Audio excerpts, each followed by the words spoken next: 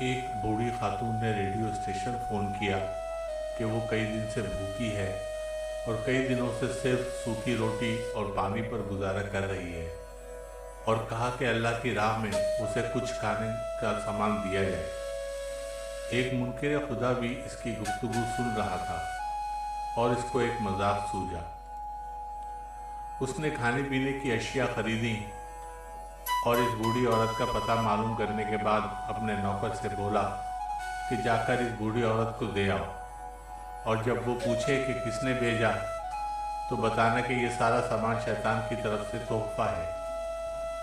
वो बूढ़ी औरत इतने ज़्यादा खाने का सामान देखकर बहुत खुश हुई और जल्दी से अपने घर के एक कोने में सामान रखने लगी। ऐसे में नौकर ने पूछा कि क्या आप मालूम नहीं करना चाहेंगी कि ये सामान किसने भेजा है? ये सुनकर वो बोली, मुझे इसकी कोई परवाह नहीं कि ये सामान किसने भेजा है, मगर मुझे इतना मालूम है कि जब मेरे रब का हुक्म आता है तो इंसान क्या, शैतान भी हुक्म की तामील करता है।